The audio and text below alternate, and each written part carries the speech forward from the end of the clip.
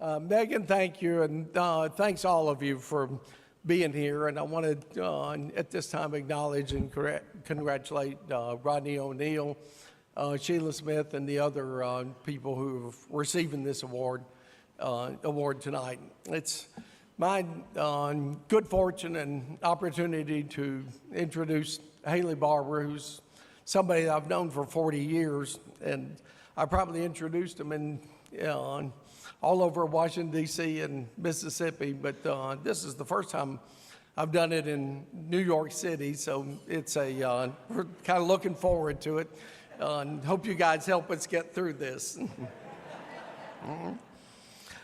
Haley and I actually met about 40 years ago when we were at Ole Miss. We actually knew each other through our families who were both involved as pioneers in the Republican Party in Mississippi. Haley's brother, Jeppy, had run and was elected as the first Republican as mayor of Yazoo City. My mother was a delegate, a Nixon delegate, Ed, to the Republican National Convention in 1968. In those days, it wasn't a challenge to know every Republican in Mississippi. In 1982, Haley asked me to manage his campaign for the United States Senate, running against the legendary Senator John Stennis. It was kind of a fool's errand that would have long ago been forgotten, except the two of us keep reminding people about that. And Lanning, here you go again, Lanning. Well, both of us spent some time in the 1980s working at the White House for Presidents Reagan and Bush. Haley served 2 terms as chairman of the Republican National Committee, leading the party during the 1994 midterm elections, which led to the first House majority since the Eisenhower administration. In 2003, Haley Barbour ran for governor in our home state of Mississippi, where he served 2 terms. And it was on the morning of Monday, August 29, 2005, when Hurricane Katrina made landfall on Mississippi Gulf Coast. Had 175-mile-an-hour winds. It had a destructive path that ran for 120 miles across the Gulf Coast. And it traveled 150 miles into Mississippi before dropping below hurricane strength. It had a storm surge of 27 feet. The worst natural disaster in the country's history. A third of the state's economy was destroyed. 230 Mississippi lives were lost. And few leaders have ever been so challenged as Haley Barbour. The first gruesome hours were clearing the roadways, which could be found that could barely be found, pulling dead bodies out of trees and restoring power and emergency communications to over 1 million residents who had lost power. Governor Barbour stepped up to the challenge as if he had prepared his entire life for this moment. Within days, the country's 11th largest refinery was reopened. The country's 4th largest shipyard was reopened. A new school year had just begun on the Mississippi coast, and the governor worked tenaciously to reopen every schoolhouse wherever they could find a suitable facility. Once Mississippi residents could once again communicate with each other, Governor Barbour said it would only compound the tragedy if the Mississippi Gulf Coast were to rebuilt as it was before. He went to work in the Mississippi legislature with industry leaders, in Congress, and with the President of the United States, asking for help in rebuilding the Mississippi Gulf Coast and make it stronger and better than before. The response was overwhelming. The rebuilding has been remarkable, but the challenge, by 2007, fate had brought new challenges. The country had slipped into recession, and by 2008, the credit markets were frozen. With the financial crisis, the worst financial crisis since the Great Depression. And there was more. On April 20th, 2010, the Deepwater Horizon platform exploded, causing the worst financial spill in the country's history. Few of us can even contemplate the challenges that Governor Barbour faced during his last 5.5 years as governor. But he has faced them with uncommon courage, and he has prevailed. As he left office, he was ready to begin a new chapter.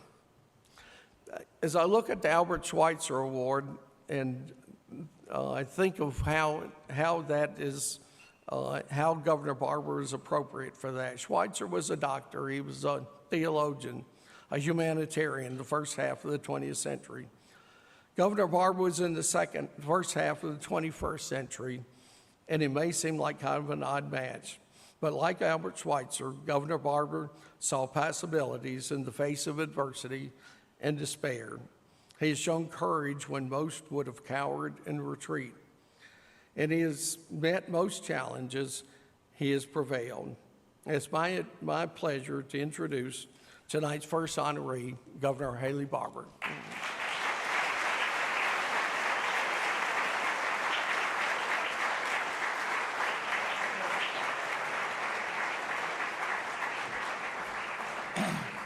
Lanny, thank you very much. Lanny and I have been friends for 40 years. And Lanny, I think you're improving on that introduction every time. I give you a couple more minutes. You know, I'm pleased to be part of this because, as some of you know, Mississippi is a great state for the HOBY program. We have about 250 high school kids a year in our state who participate, which makes us one of the largest states in the country. So I'm flattered to be part of this and proud of what HOBY does in Mississippi. And Hugh, thank you for what you have done to make this possible. You know, for a country boy from Yazoo City, Mississippi, it's pretty heady stuff to get an award named for Dr. Albert Schweitzer. Most people in my state can't pronounce it. Hell, I can't pronounce it. It is a high honor, but let me tell you, there's one thing about it that's actually sweeter to me. Because in 1983, Ronald Reagan received this award.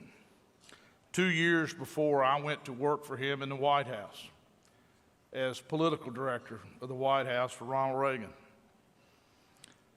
I never knew Albert Schweitzer, obviously.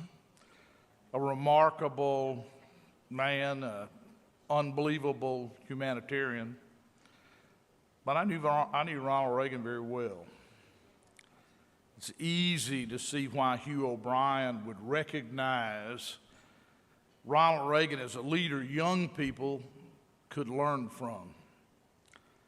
It's interesting, our oldest president, Ronald Reagan, would have been so popular with young voters. But he was.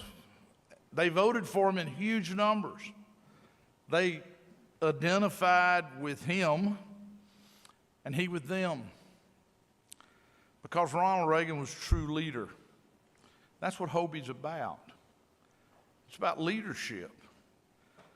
Ronald Reagan was called the great communicator, but he understood very well the difference between talk and actually getting things done. That talking was no substitute for action. And that's one of the things that as you listen today to Sarah and Virginia was so strong, that they're about action. They're about getting things done and getting the right things done. Ronald Reagan, when I worked in the White House, believed and said, good policy is good politics. If you'll do the right thing, at the end of the day, it's going to be politically popular. So don't try today to figure out what's popular. Do what you think's right. Do what you think will work. If it works, politics takes care of itself. Lanny and I remember very well 1982, the last great recession in the United States. Our country had been in and out of recession. Some of y'all are too young to remember, but our country had been in and out of recession since about 1974. We had about 4 recessionary periods between then we had a deep recession that ended in November 1982. That election, November 1982, unemployment was 10%. It went to 10.8% before it started going back in the right direction. And for Republicans involved in that election, the 3 most dread words you ever heard was Ronald Reagan saying, "Stay the course." Stay the course. Because he believed that we were on the right path. He believed that the policy that we were following was the right policy. Turned out to be right. Because literally the Great Recession of 1980, 81, 82 bottomed out in November of 1982. In the next 3 years, the economy grew at an annual rate in excess of 5% a year. Last month here in the United States, we added 288,000 jobs in our economy. In 1983, 84, 85, that would have been a terrible month. We were added 400, 500,000 jobs a month in a workforce that was a fourth smaller.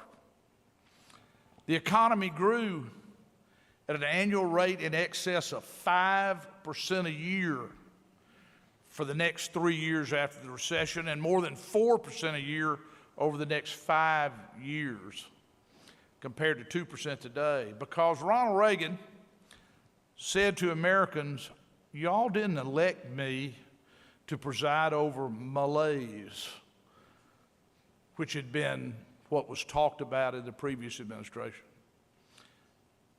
"I'm not here to try to manage America's decline."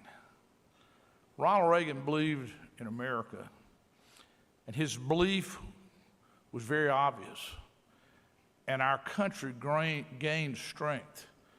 In fact, we had 25 years of sustained economic growth that not only grew America's economy and gave us incredible increases in jobs, wages, wealth, but created a worldwide economic splurge, if you will, that brought billions of people out of poverty. That's what America's young people need to hear about, not Ronald Reagan per se, but about American exceptionalism, about that we cannot accept that what we see today economically is the new normal,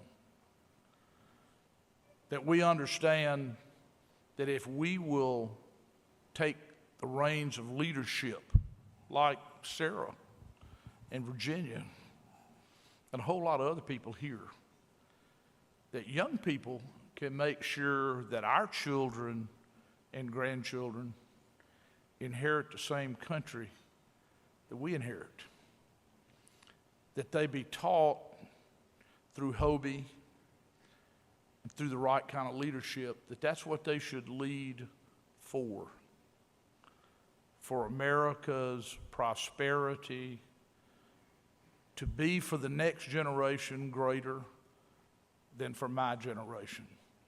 As for my generation, it was greater than for my parents, and theirs for my grandparents. Ronald Reagan believed America's greatest days were in front of us, and he taught young people like the people who go to HOBY